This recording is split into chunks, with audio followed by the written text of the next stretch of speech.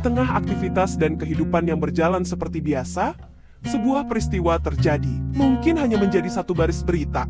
Namun di balik itu, ada luka dan duka yang mendalam. Peristiwa ini diberitakan oleh tribunambon.com tentang Polres Marla tahan pelaku penganiayaan berujung maut di Ohoisit Nohoi Kai Besar.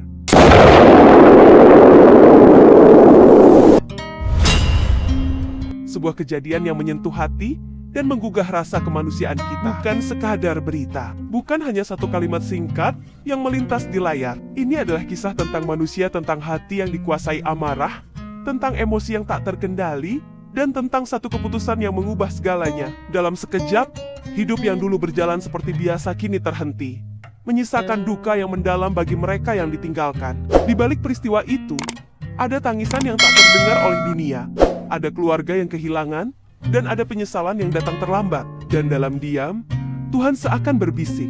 Hati manusia mudah terbakar oleh amarah, tetapi kasihlah yang seharusnya memimpin setiap langkah.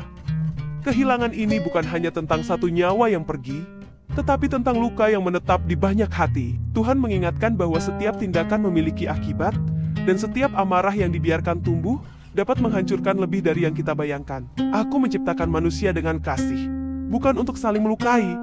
Seakan menjadi pesan yang menggema di balik tragedi ini. Kini yang tersisa hanyalah doa, harapan akan keadilan, dan kerinduan yang tak akan pernah terjawab. Sebab ada hal-hal yang sekali hilang, tak akan pernah kembali, dan disitulah manusia diingatkan untuk hidup dengan hati yang lebih bijak sebelum semuanya terlambat.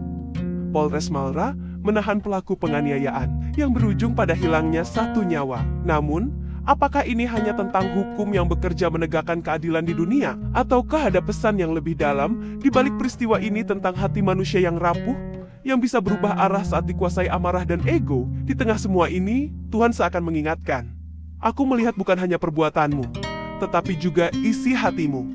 Sebab hukum manusia mungkin mengadili tindakan, tetapi Tuhan menilai sampai ke akar niat, emosi, dan pilihan yang diambil dalam setiap detik kehidupan. Peristiwa ini bukan sekadar catatan kasus, melainkan cermin bagi setiap manusia untuk merenung bahwa satu ledakan emosi bisa merenggut kehidupan dan menyisakan penyesalan yang tak berujung. Tuhan seolah berfirman, pilihlah kasih daripada amarah, karena di dalam kasih ada kehidupan, tetapi dalam amarah yang tak terkendali, ada kehancuran. Kini yang tersisa bukan hanya proses hukum, tetapi luka yang mendalam bagi keluarga yang ditinggalkan.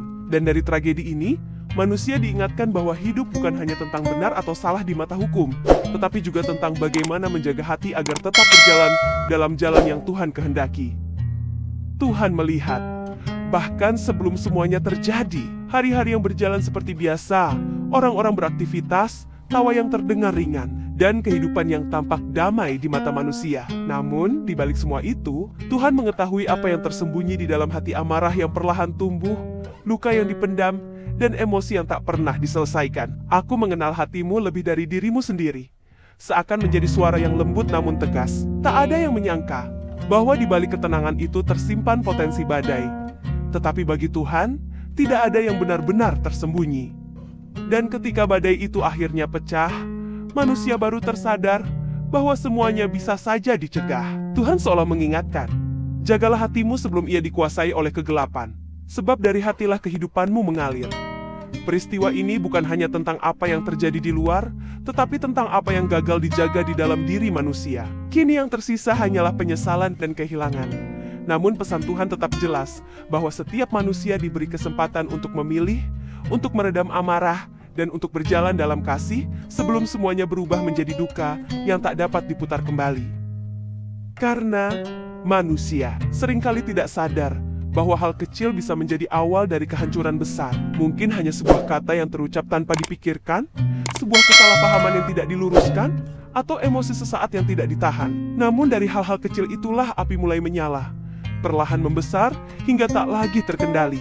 Dalam keheningan, Tuhan seakan mengingatkan, berhati-hatilah dengan setiap perkataanmu dan jagalah hatimu, karena dari yang kecil dapat lahir akibat yang besar. Apa yang tampak sepele di mata manusia bisa menjadi awal dari luka yang mendalam. Ketika api itu sudah membesar, seringkali manusia terlambat untuk memadamkannya. Penyesalan datang.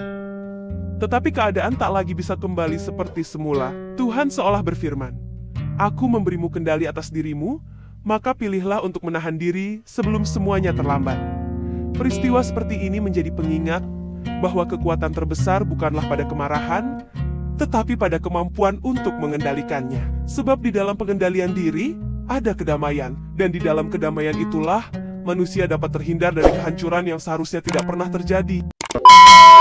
Halo, perkenalkan, saya dan yang tadi kalian lihat adalah kecerdasan buatan, mulai dari gerak bibir, gerak tubuh, sampai suara, dibuat oleh kecerdasan buatan oleh channel YouTube Heriza Famous Paitela, sekaligus untuk memberikan informasi kepada masyarakat tentang apa itu kecerdasan buatan di era perkembangan digital saat ini.